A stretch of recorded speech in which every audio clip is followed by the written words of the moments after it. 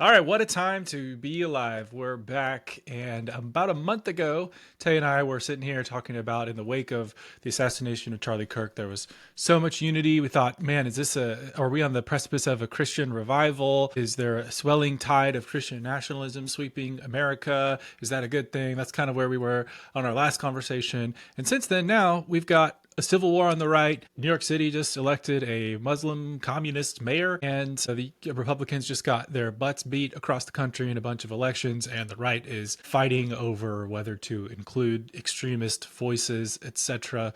So, interesting times, Hante. Yeah, man. It definitely, I mean, if you look at what we were all feeling, what so many people were feeling about a month ago, obviously in the middle of a tragedy, nonetheless. I mean, it was, shell shock what happened with Charlie and everything like that. But if you felt what was going on during the response to where we are right now in just a matter of about a month, yeah, it's very different. The conversations that are being had are very different. But at the same time, I don't think it's too surprising because I think obviously Charlie represented someone that had a lot of influence and had massive voice and in a way had a lot of authority, if you will. But now since his passing, it created a bit of this like ideological power vacuum.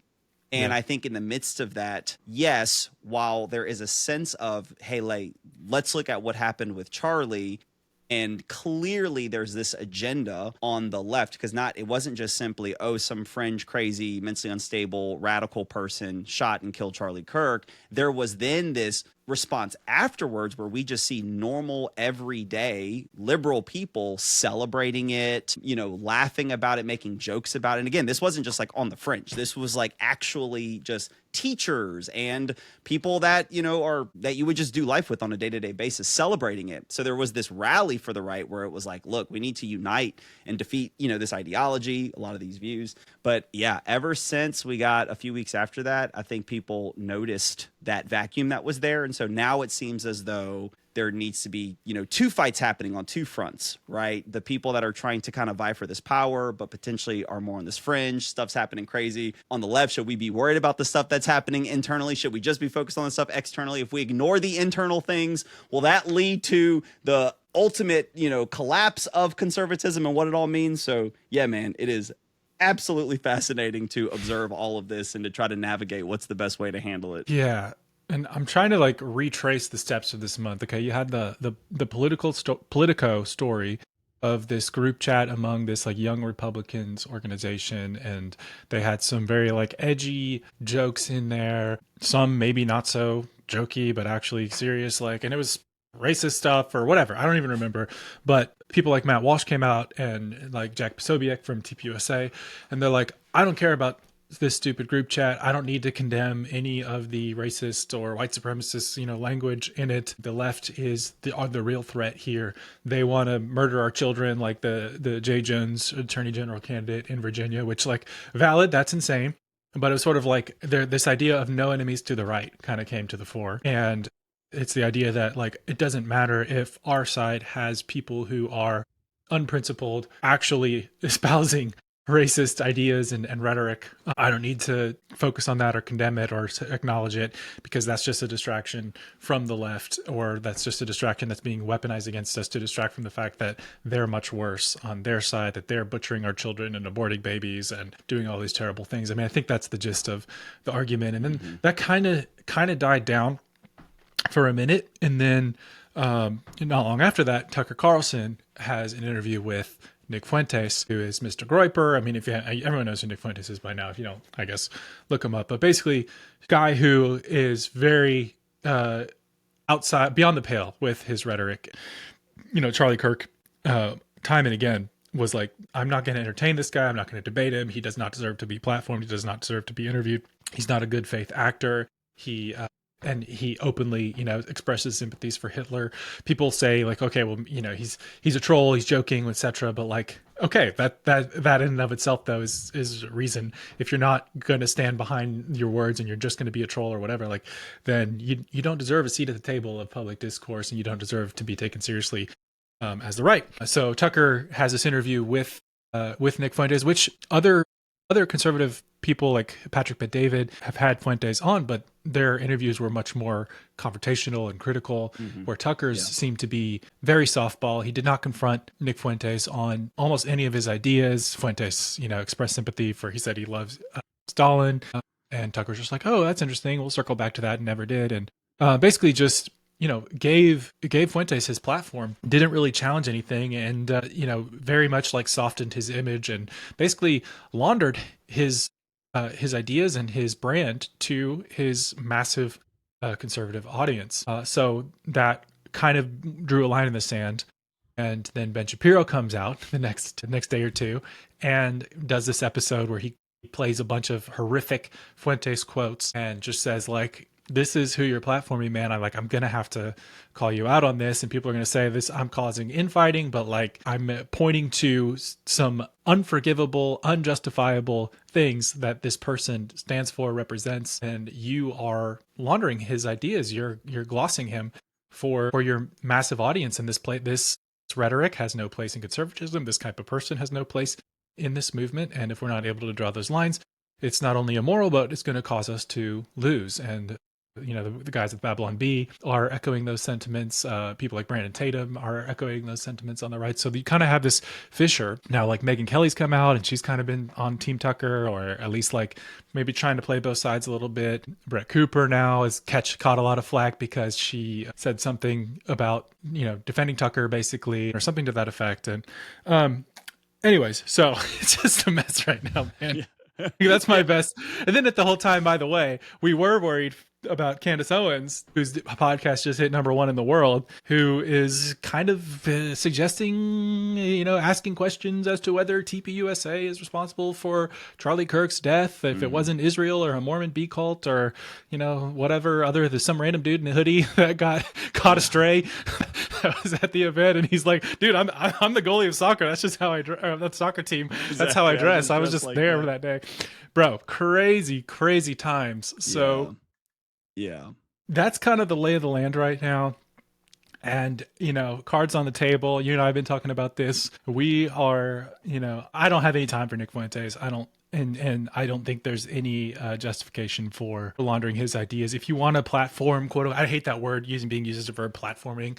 I don't care if you platform the worst person in the world, but if you platform them, then it's on you to like do that in a way where their ideas, you're not just freely giving them free reign to spread their, lies or, vitriolic hatred or just trollery that is damaging to the movement or to public discourse. I'm like, you need to do that in a responsible way. And you have every right to talk to whoever you want to talk to and do whatever you want to do. And this isn't about canceling. This isn't about, so I don't think Tucker needs to be canceled. I don't think Candace needs to be canceled. I don't think, this is about silencing anybody or anything like that.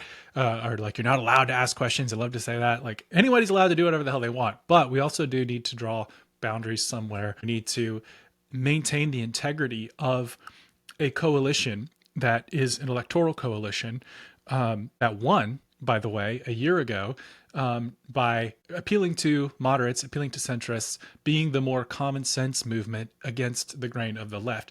So my whole thing is like, if we aren't decisive and clear about excluding people who actually espouse racist rhetoric, people who actually believe in white identitarian politics or things like that, then what used to be a lie when the left would say all conservatives are racist and fascist and, white supremacists, that used to be a lie. But if we actually let those people into the movement and don't draw that boundary, then it becomes true. And then we don't have a leg to stand on. And this idea that like we need this Groyper element or that we need this fringe cohort in order to be able to be strong and win elections, I just don't find that compelling, because for every Groyper that you let into the movement, into the coalition that is needed to win elections, a dozen more or more regular people are going to be like, y'all are crazy. I am not doing that. So, I mean, that's my basic perspective on the matter. And we've been kicking this back and forth a lot. There's a lot of like nuance and examples. And look, there are valid critiques. People want to talk about Israel and, the US's relationship with Israel, whether they have too much lobby. And that's been kind of like the wedge issue. And I think that's a fair thing to discuss. I'm not saying we're not allowed to ask whether Israel has too much influence, but there's so much like dishonest framing of the opponent's positions, and there's a lack of just like good faith discussion about these topics. And we're the side that's supposed to be able to do that. We're the side that's supposed to be able to be principled and to use our free speech and talk things out and have rigorous debate and lay all the cards out on the table. But that's not possible when everyone is not approaching the table in good faith, and also muddying the waters with bad faith actors, muddying the waters with conspiratorial narratives, and not being, precise and substantive in their claims and in their evidence to back up the narratives that they're espousing. So I'll hand the floor to you, but that's kind of my thoughts, and or at least the lay of the land as best I can paint it right now. Yep. No, and I think that's a good summary. One of the things that also did happen after, as you were kind of going over, because I did forget how that Politico story was this kind of big inflection point too after the death of Charlie. I would also say in between Charlie's death and then also the political story, there was also this, now you needed to kind of be in these corners and crevices of the online space in order to see this. And that, I think this is one of the hardest things about having these very online conversations, is because realistically, I always wonder, what is someone's algorithm showing them? Because it's easy for us to see what's happening on our feeds and how people are responding to certain things with certain comments and replies and certain remarks and certain statements. But it's difficult to, like, maybe someone else's algorithm is feeding them more radical things, less radical things, whatever. I'm really trying to steel man, and if I'm trying to extend the olive branch in this conversation, let's say there are two sides that I'm currently speaking of right now. There's the side that says no enemies to the right, or no enemies on the right. There's a slight difference between those, but nonetheless. So there's that Major side. difference, There's I that would side. say.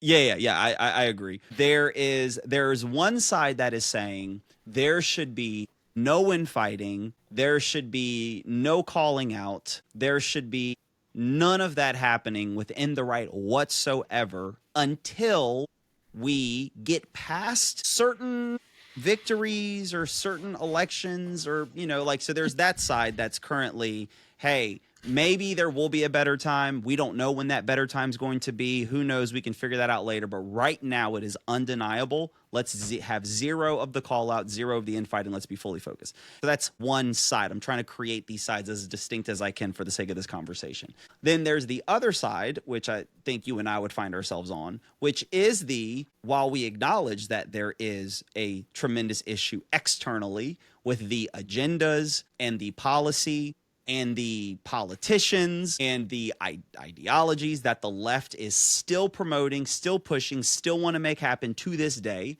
that are destructive and corrosive, broadly speaking, to our country and where we find ourselves, like we're there. That said, there is a line in which, not that we need to nitpick every little thing, not that, but there is a line in which we should call out and confront and bring attention to and hold accountable and end fight when things cross a certain line, or there's certain ideas that are being tolerated, right? So that's kind of like the two sides, if you will. Taylor and I find ourselves on the latter side, which, yes, there is a broader external problem with leftism and progressivism that needs to be dealt with. However, there are lines that they can be crossed, and at any moment, we can turn and direct ourselves in that way to deal with that.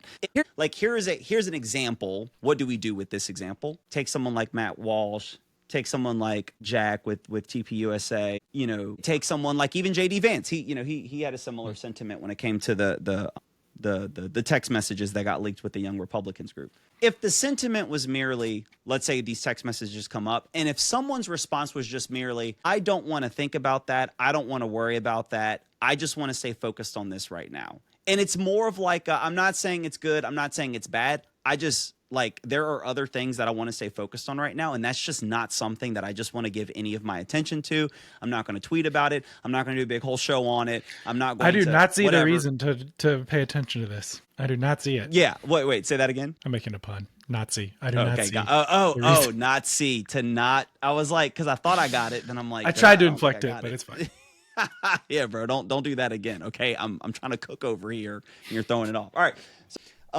If it's just more of that kind of sentiment and I just want to be focused, that, whatever. Like, that doesn't bug me too much. I'm honestly, like, I don't think every single conservative needs to say out loud, hey, like, what those people are saying, what they're joking about, you know what, like, that doesn't represent who we are as a movement. That's inappropriate. That is harmful. That's bad. That's this, that's that. To me, the issue, so I understand this thing of like, look, obviously every party has their junk. Every party has their extremists. Every party has their dangerous rhetoric.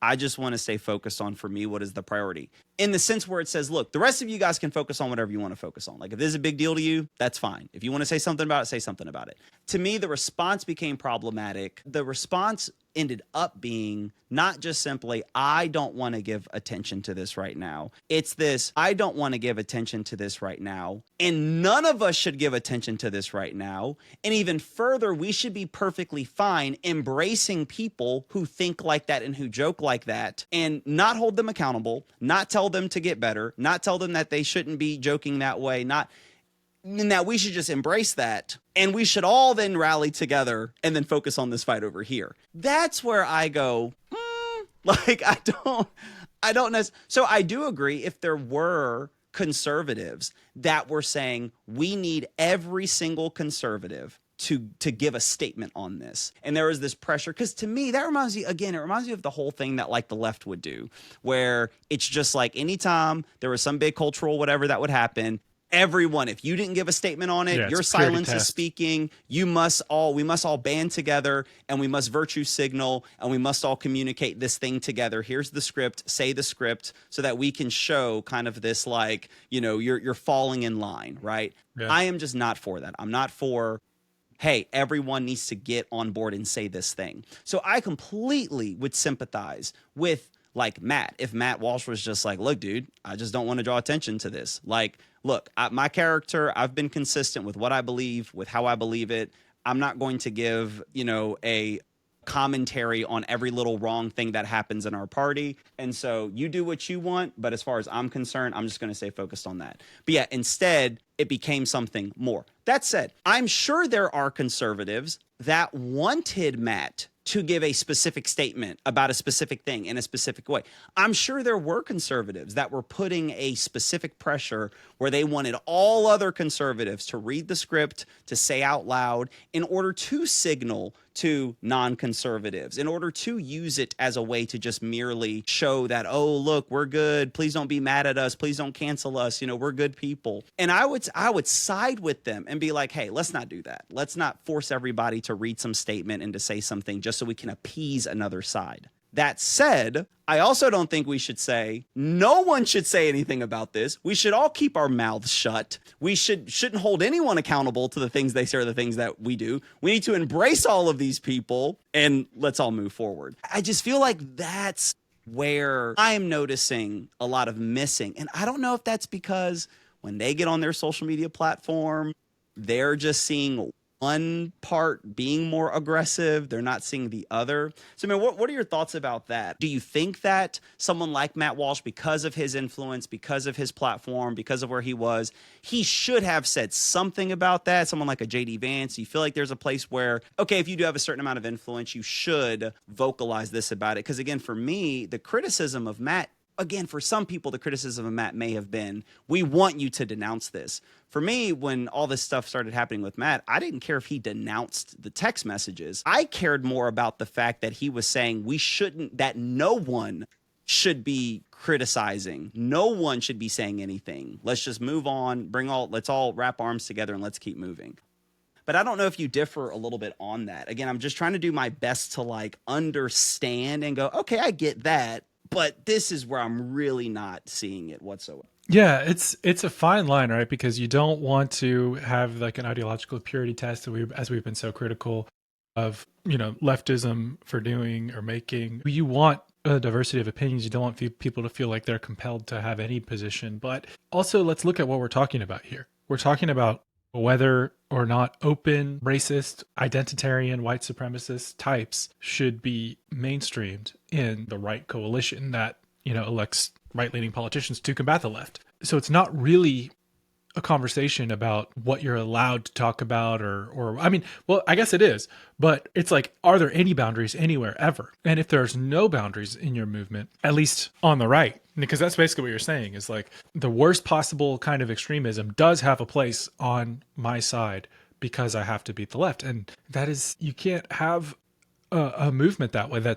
It's not, it's not going to win, and it's immoral. And I do think that when what's at stake is like, is what is at stake presently in the conversations that we're having, then yeah, there's a, like, what is that saying? Like, in matters of principle, stand like a rock; in matters of opinion, flow like the river. Like, in matters of opinion, then sure, yeah, let's have a multiplicity of opinions. But we have to be able to say that, like, somebody who is openly, saying I love Hitler, and Stalin's birthday is a day that I commemorate, and how many, the amount of cookies that were baked in the German ovens, there wasn't enough capacity to do Yeah, the yeah, numbers that were yeah. told, and Yeah, and I mean, then even all like that the kind of group, stuff, dude. like the group text message. I mean, they were talking about gassing people, and Yeah, which I mean, again, there like was in like it, other I stuff. have a little more sympathy for, like, okay, if it's a private group text among people, Mm, like, yeah, it's still subject to scrutiny, and like, for, we all have to give an account for every idle word, and especially yeah, like people who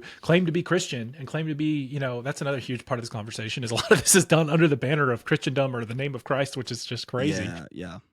But I have a little more sympathy for like something that's in private. But when it's like we're talking about mainstreaming a figure who openly says things that are worse than in the group chat, and he might be trolling, but he's, you can't assume that Mm, it's all just one big joke and he doesn't really believe what he says. So yeah, I honestly, I do think that at some point it is incumbent on everyone, and the more influence you mm. have, I think the more incumbent it is to have, it's Uncle Ben knows, great power comes great responsibility, and you do have a moral Yeah, responsibility 100%. Yeah, yeah. to exhibit moral clarity in these moments. And Mm, a failure to do so, I think, it's how we continue, descending into this, Marxist power struggle where power becomes paramount, and that's all that people care about. And the whole idea of America, it is a country founded on idealism, and founded on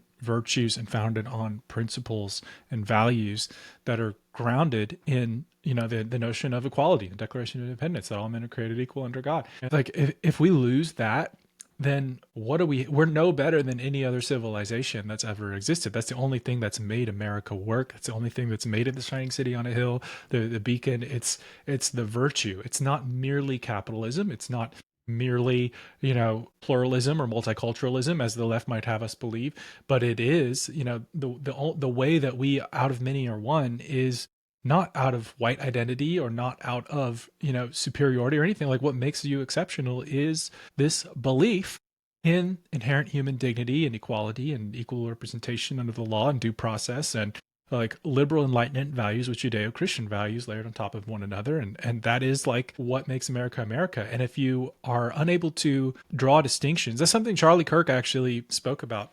He said, like, the West works because it's founded on distinctions, a distinction between God and man, between man and woman, between child and adult, between government and, the citizenry.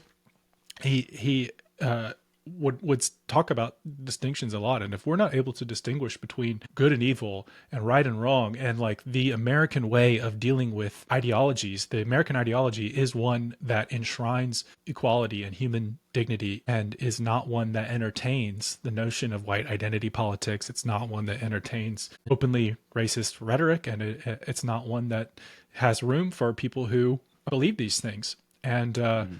we have to be clear about that. You have to be clear about that. If you're not clear about Yeah. that, I mean, what are we even doing, man? Like, so Mm, in general, I think there's so much room for for debate and nuance and different positions and whatnot. But at a certain point, there are things that are just not up for debate, and the things that Nick Fuentes stands for are entirely indefensible. There's just a moral obligation to draw that distinction, I think, and especially on the part of our political leaders. yeah. And I don't think that is, that's not cancel culture. That's not a struggle session. That's not forcing people to view things a certain way. I mean, maybe it is, but again, what are we talking about here? What is the line that we're drawing? And if we fail to draw that line, what are the consequences? And the failure to draw the line that we're talking about in this case, I think, is it makes the entire American project unravel. It has the ability to just completely destroy everything that America has been. And I don't think that's really like what where we're at quite yet. But I do think that in the near term, it is going to be electorally disastrous if the right does not confront and excise this. And I've been hearing, I need to look more into it, but apparently there was some like white supremacist movement in the 50s and 60s. And William F. Buckley, who was a founder of National Review, was like openly debating a bunch of these dudes and basically helped draw the boundaries of conservatism back in that time. And from what I understand, the Republican Party actually lost some elections in the immediate wake of that because there was a lot of fracturing and, people, it was kind of in disarray after they had this internal battle. But that later on, that's what gave you Reagan. That's what gave you, that next era of kind of the conservative golden age. And that was ushered in by the ability to draw those lines. And again, like, what is the future of the authoritarian right? Or the like no enemies to the right. If they get what they want, like what's the America? It's kind of like we were talking about with that tweet about, repealing the 19th Amendment to make women not be able to vote anymore because there's all these negative outcomes that are associated with women's voting patterns. And we were both like, as true as that may be, the toothpaste is out of the tube, man. And like, you're not gonna put that back in, and like, this is just not gonna fly. And I feel like with a lot of this like authoritarian new right that likes to be really hard and strong and like we need to, do XYZ, and it's like, yeah, but like, dude, this country's already like, it's just what you want and what you envision is literally never going to happen. So given that, like, unless you're going to deport every Mexican, whether they're legal or not, every immigrant, you're going to like, repeal the 19th Amendment, you're going to do all these things.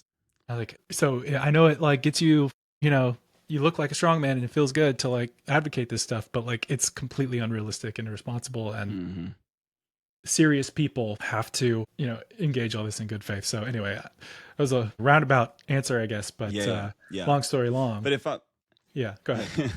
But yeah, if I'm hearing you, so you would say, and I would agree with this. So it does seem like what you're saying is like, basically there's a threshold for something like the Politico story specifically, something like that where there is enough. I don't want to say plausible deniability because I'm not trying to like poison the well with it, but for something like that, it's a private group text message. Like obviously, look, I say wild jokes with my boys. There's crazy stuff that I say. There's crazy ways that I will say reading, and I'm really not saying this out of like some kind of like wild, oh, look at me, I'm so virtuous. I really am just personally saying this. And if this doesn't apply to other people, that's fine. Dude, you know me, at least personally, I am perfectly good making some wild jokes. I read through at least some of the text messages that they leaked through Politico, and I was even like, bro, I don't even joke like this. Yeah. And look, I don't even, to be fair, I haven't read them all. I don't. Okay, yeah. Well, I don't think at any point they put. I mean, it's literally like thousands of messages. I don't know if they ever put them all out, but like, and look, I'm half white, half black. I feel the full freedom to say crazy stuff and so there was enough in there that I was like, I don't joke that way. But so all to say though, I think real quick, one of the things I would ask people, because the way many people were like writing it off was like, oh, they were just joking. I almost want to ask like the threshold question where it's like, okay. Let's just for the sake of that, I'll grant you that they were joking. Okay. But are you saying though that if they weren't joking, then we should care? And I think that's where I'm actually trying to find where the line is, right? Because there came this thing around the Politico thing where it's like, I'm not going to get upset about some private, chat messages that a group of college kids were sending, right? That's the whole, that a group of college kids were joking about in a private group chat. So I'm like, okay. So is it that they were kids, because, well, then what if we find out that many of them were adults? And which they were. I know one of them was like in his 30s. Yeah, exactly. Like older adults, and they weren't just college students. Does that make it matter more? At that point, would you say something? What if we find out that these weren't just jokes? What if these weren't in a private group chat? What if they were doing this on a Reddit board in front of everyone? Like, this is my way of just simply being like, so, but like, are you just simply dismissing this, and you've already predetermined that I'm going to dismiss this no matter what, and you're grasping for any excuse that you can to dismiss it? Or is there an actual principled reason that it's being dismissed? And these are your reasons and your principles as to why you would dismiss it. Because I can respect that people are going to differ on where they draw a line for a threshold. And I do agree that there's context. Like, obviously, if my house is on fire in that moment, the things I care about and the things I'm focused on are going to be very different than if I'm running late to something, right? These are two very different emergencies that are happening, right? So I'm going to shift priorities. So I'm fine with context, and I'm fine with like drawing lines to qualify. What I don't care for is I don't care. And this is where I think I'm getting a little frustrated with what I see some of the right doing right now. Because again, it reminds me a lot of what the left was doing. I don't like it when people use rhetoric as a way to shut down arguments and conversations. So for example, it's things like, I'm not for cancel culture. I'm not going to just cancel people. Slow down.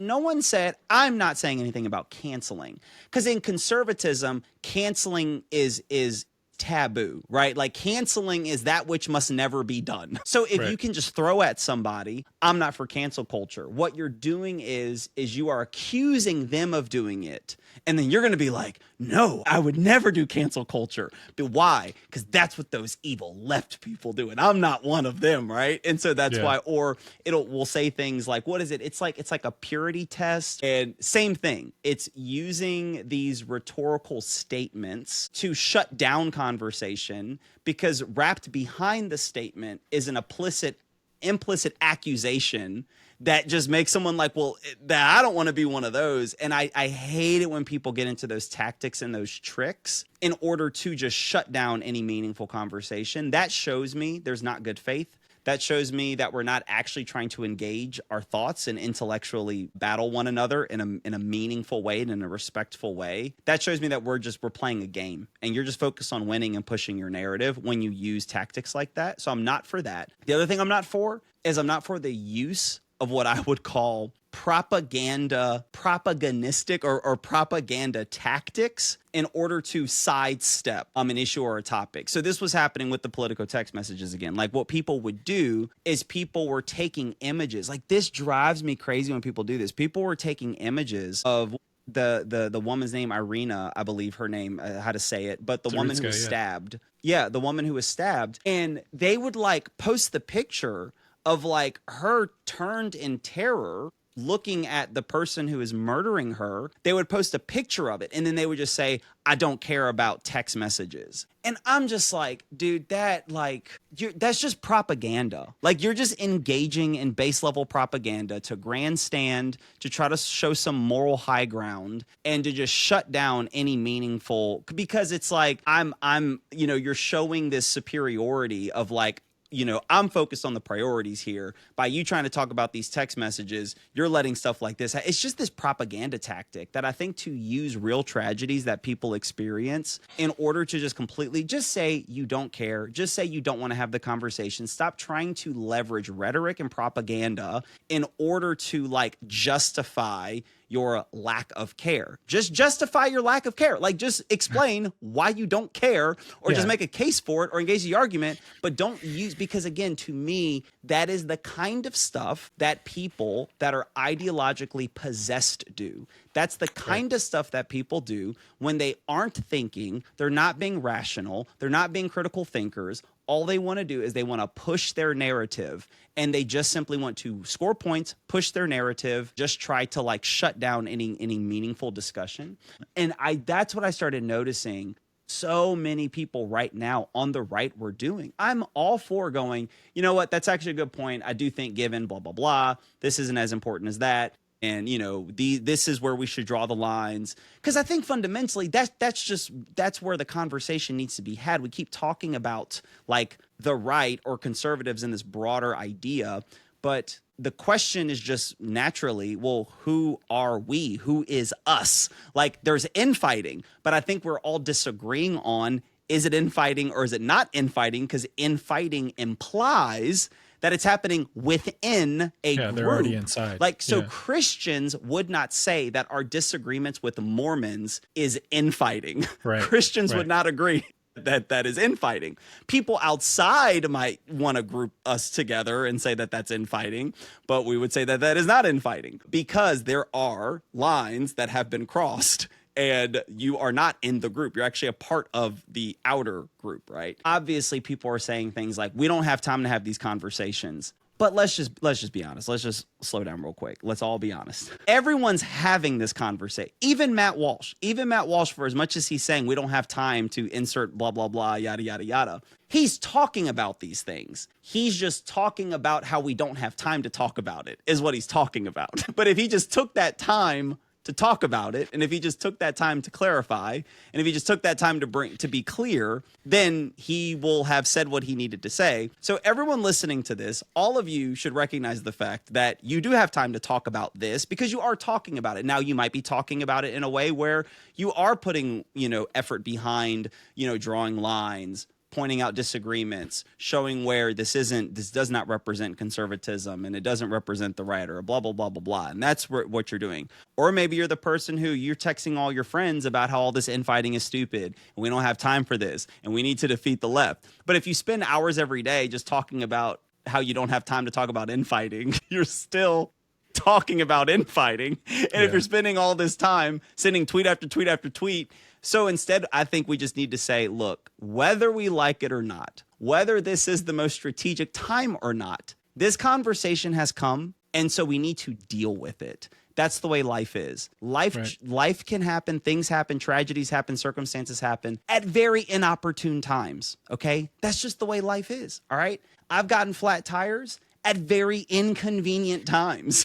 But it needed to be dealt with, and there was no way around it. So, yeah, like you mentioned, the toothpaste is out of the tube. Maybe this isn't the best time to have this conversation, but it's too late. It is too late. Yeah. The conversation is out in the open. And what's funny is all of the people that are saying we don't need infighting, the sides that are in your mind, they don't have a problem with the drawing of lines. Because if we do want to create sides, and let's just be general with it, if there is side Ben Shapiro, and if there is side Nick Fuentes, it's not like Nick Fuentes is like, hey, Ben, I don't think there should be disagreement between us. Let's all come. No, like Ben is throwing down the gauntlet, and Nick is also throwing down the gauntlet.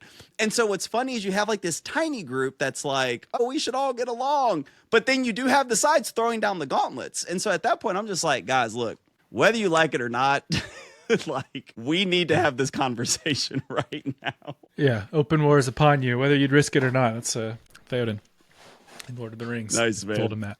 No. Yeah. It's like if you and your wife disagree on something in your marriage, and you're like, well, I don't want to confront this issue because it's, we need to be united and blah, blah, blah. And you're just like, let's shove that in the closet. It's like, that ain't gonna fly, man. Like, you gotta, for the health of the marriage, you've got to like address the issue at hand. And the longer you ignore it, the more it grows. It's like Jordan Peterson has this illustration. It's like a child story about a dragon. This child comes in and tells his mom, like, I found this little baby dragon. Isn't this cool? And the mom's like, there's no dragon. It doesn't exist. And then like the next day, the dragon's a little bigger. And the kid's like playing with the dragon. It's like, Mom, the dragon's getting bigger. And the mom's like, dragons don't exist, honey. Like, we're not doing that. And then gradually the dragon gets so big that it like fills up the entire house and then conquers it and blows it out. And the moral of the story is like, what you ignore will consume you. And this idea that you can like shove this very real, necessary conversation into the closet is it's delusional.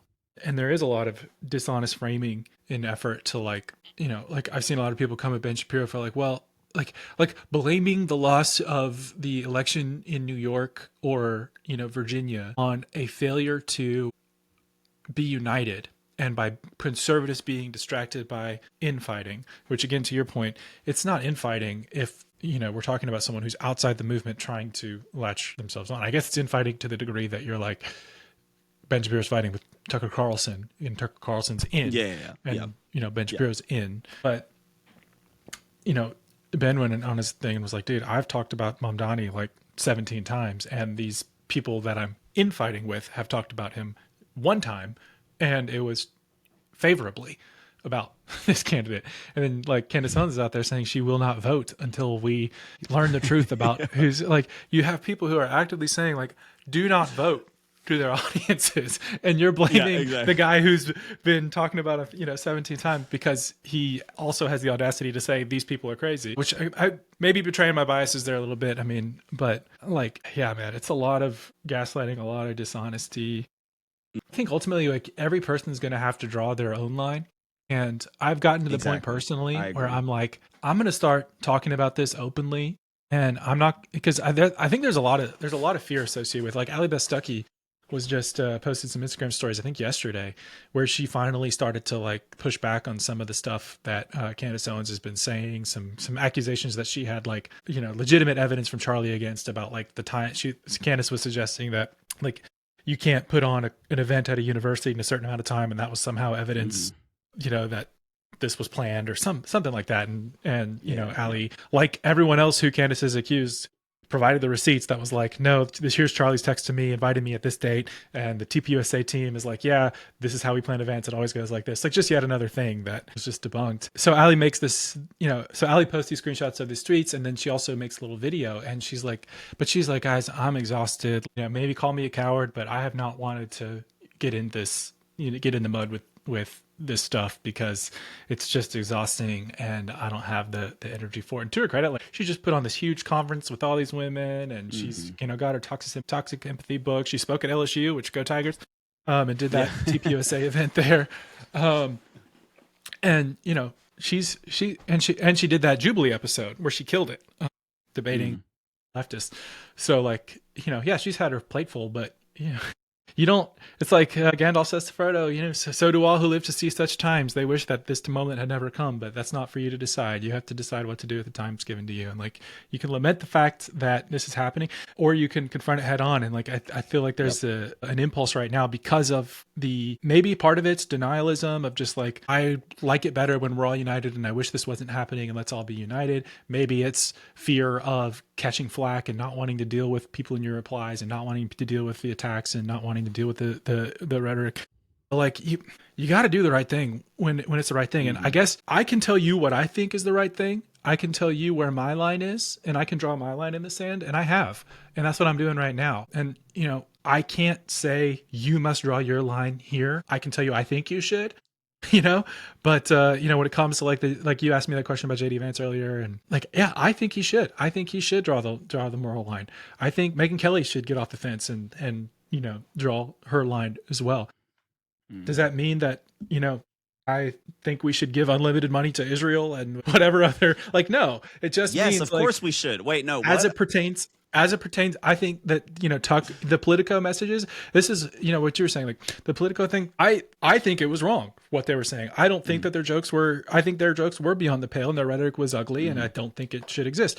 I don't think people should be forced to condemn it if they don't feel that way. And I think that there's enough, plausible deniability in that specific case because it is this private group text or whatever. That's like, okay, sure. I don't think we have to all put our stakes in the ground over this Politico text message thing. But this Tucker Nick Fuentes thing is a little bit of a different animal. That's and that for me personally crosses that threshold. And I don't see how it doesn't cross the threshold for most other people. Now, does that mean that anyone who doesn't see that the same way I do is, has no place in the conservative movement and I, consider them an enemy or whatever? Like, not necessarily. I don't understand how you can look at Nick Fuentes' rhetoric, look at how Tucker platformed him and how that interview went down and what Tucker's doing with his influence and how it seems to be deliberately dividing the right and all that kind of stuff. Like, I don't see another interpretation of that, and my card's on the table. I don't know the motives of his heart, and I'm not trying to judge that, but I am saying, like, I don't see in good faith, as best as I can muster, like, how this is justifiable. And I think he should be held to account publicly for platforming Nick Fuentes in that way. I think it was wrong, and I think people need to say it's wrong. Yeah. But that, and I'm speaking for myself. Yeah, go ahead. Yeah. And to real specifically say, just to highlight what you were pointing out, and again, people are free to disagree. Two things. One, in the way in which Tucker did it, right? Because Tucker even brought up, like with Megan, he was saying like, yeah, people are saying this, but I mean, I did tell him this and I told him to reconsider this and to think about that. The reason why that bothers me is, again, because I know like Tucker's smart. He's not dumb. If anyone watches Tucker, you know that when Tucker wants to hold someone's feet to the fire, he doesn't just maybe at the end, hey, a couple thoughts, maybe reconsider, think over this again. Yeah, people point to Ted Cruz interview. It's extremely hostile. Yes. Yeah. I mean, even when he was just like, I told you about, like he had Chris Williamson on one of his most recent episodes. They were just simply talking about people having kids, why some have kids, some don't. Chris Williamson was saying for many, it's an economic reason why they don't have kids. And Tucker just goes, that's a monstrous worldview. Now, he's not being combative with Chris because Chris wasn't like defending that necessarily, but he just shuts it down. He wasn't like, oh, well, explain more. Let me just ask questions. That's interesting. Okay. Like he was like, that's a monstrous worldview. Here's why it's a monstrous worldview. So I just want to simply say that because, again, I know because of how people are talking past each other, if someone listens to this conversation, so you're saying that, if we keep ignoring Nick Fuentes, then it's like, listen to what is being said and respond to what is being said. We're not saying that someone can't talk to him, but what we are saying is that if you actually do find the views reprehensible and you know that this individual is trying to get involved into a party, trying to bring issues with it or trying to undermine what's there and kind of be this chaos agent, then recognizing the influence you have, the role that you have, if I were in that position, I believe the right thing would be to, hold the feet to the fire. But so anyway, but neither here nor there. Here's the second thing. Here's how I would draw the line. My thing is, if you do not agree with the way Taylor would draw the lines, now so far what Taylor said, I very much would line up with that as well. That's kind of where I would draw the lines too. If you don't agree with where Taylor would draw those lines, where I would draw those lines, okay. Can we then have a good faith debate and discussion about why we draw our lines in different places? Or will we both just try to moral grandstand one another? And you're like, the reason why you're drawing your lines there is because you're weak and you don't, want to listen to other people and you're for cancel culture and you've given into the leftist tactics and, blah, blah, blah. And I thought we were supposed to. And then you have the person who will draw the lines where we draw lines. It's like, well, the reason why you draw your lines in different places is because deep down you are a neo-Nazi and you're trying to launder in all of these blah, blah, blah. It's like, look, now if we get into the conversation in good faith, and if you do find out that I'm spineless and that I am insecure or I am a neo-Nazi or whatever, great. When that information is on the table, when that gets exposed and when that comes out, then shut me down, right? Or bring that up. But even if, and that's again my frustration at this point is not that we are even drawing lines in different places or not that one's for infighting, one's not for infighting. My whole issue is for some reason, when it comes to this right now, so many people on the right, even when they are disagreeing over these topics for some reason, are having such a hard time actually debating over these differences, discussing these differences, and they're just painting everyone in the worst light. Again, a great example is when Megyn Kelly brings up the question to Tucker. She was like, hey, people are wondering why Nick Fuentes, why didn't you hold his feet to the fire? Why not this? Why not that? But then Tucker's response is like, well, you yell at him. You want me to yell at him so I can look like I'm a good person to you? And I'm just like, oh my gosh, bro. No, like, maybe there are people that are telling you to yell at him so you look like a good person. But can you steel man your opposition? Let's not straw man. Let's not find the weakest position of the side that disagrees with you so you can just build it up and knock it over. What about the people who are not saying you need to yell at them? What about the people that are saying you don't need to do this so that you look good and virtuous to us? What about the people that are saying, why didn't you hold him more accountable? Ask him harder questions like you have in the past with other people that do disagree with you. And why didn't you just do this out of your own character? Why did you respond to a Ted Cruz harder or even this person harder versus now I'm open. You're more than welcome to explain your reason. I might actually go, you know what, Tucker, that's actually a really great point. I didn't think about that, right? But no, instead, the question's asked, then it's like, you just want me to yell at him. You just want me to cancel him. And it's just like, oh my gosh. What are we doing? Yeah. Yeah, and then he also like his good faith justification was like, I mean, for me to put his position in good faith, he's saying I just want to understand how he thinks, and that's why I had the style of interview I did. If you didn't like it, like do it your own way. Again, I don't find that compelling, but if that's how he wants to, go down justifying it, then fair enough, I suppose. But for me, it's not good enough. And I'm willing to say that. And I think that, Yep. we got to jump here coming up on an hour. But yeah, I guess in closing, I think that's all we can ask is like whatever side of this debate you're on with the quote unquote civil war on the right, just be honest about your positions. And, Yep. I used to say with regard to the left, they can't argue, so they frame. And I'm seeing that now on the right. People Yep. are unwilling to put their cards on the table and say, here is where my boundaries are when it comes to what is right, what is wrong, what is acceptable, what is unacceptable in the discourse on the right, in who's included, in what sort of ideas are allowed and disallowed on the right. And if you think there are no ideas that are not allowed on, within your worldview or whatever, like I don't share that position, but we all need to be good faith. We need to come to the table and say what we think and not reframe, not obfuscate, not try to use rhetorical tactics to escape the inevitable. And like if you are defending something, then defend it 10 toes down. Yep. If you are not defending it, then do not defend it and state what you do stand for and defend it. But like we can't have this obfuscation and this refusal. It's like what I see people doing is playing footsie with indefensible things, and then when called to account for that, deflecting and not Yep. defending Absolutely what they deflecting. are in effect defending.